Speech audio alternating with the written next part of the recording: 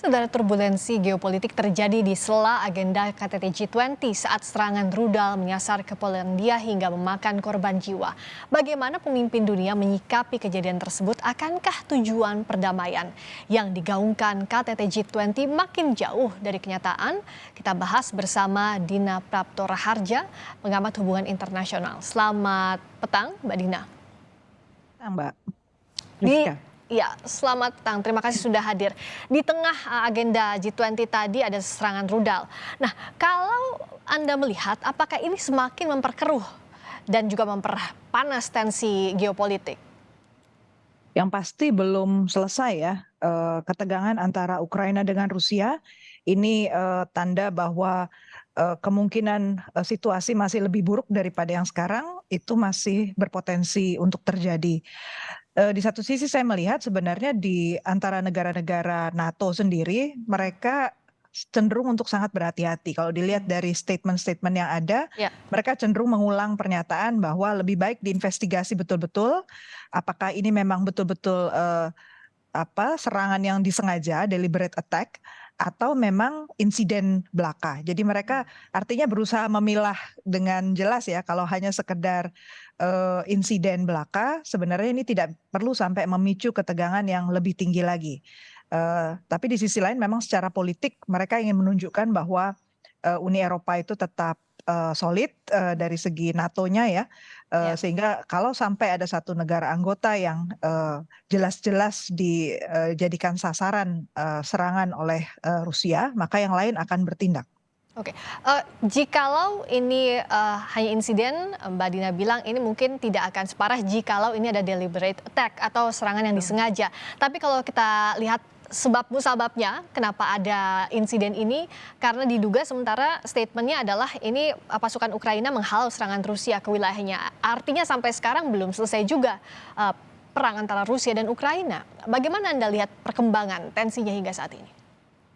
Ini ada isu disinformasi juga ya yang berkembang. Jadi dari sisi Rusia kan mereka menyangkal Ya. bahwa ini sama sekali nggak ada hubungannya dengan mereka gitu ya. Oke. Tapi dari Ukraina juga mengatakan yang sebaliknya. Artinya disinformasi ini masih menjadi satu faktor yang bisa membingungkan banyak pihak.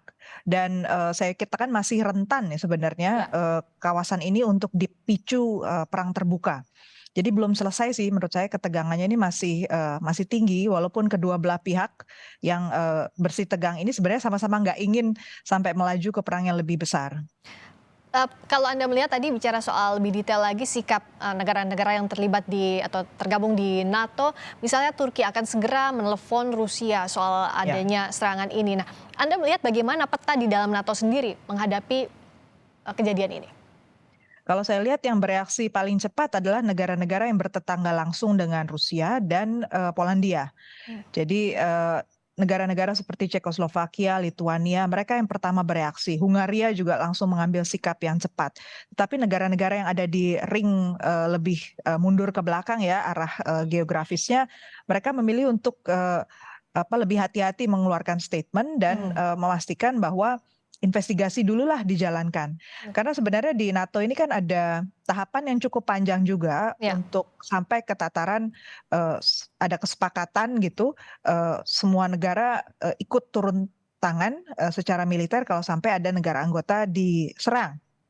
Ya. Jadi tahapannya pun harus pertama harus ada kesepakatan bahwa tadi memang ini sengaja, Ya. lalu yang kedua harus disepakati juga kemudian langkah bertahapnya apa untuk menyelesaikan masalah itu, dan yang terakhir disepakati juga pasukannya terdiri dari siapa saja gitu. Oke. Nah, Resources-nya mana aja. terakhir singkat saja Mbak Dina, bagaimana impact-nya? Kalau tadi di G20 baru saja digaungkan untuk menghentikan perang, masih mungkinkah kesepakatan damai ini tercipta?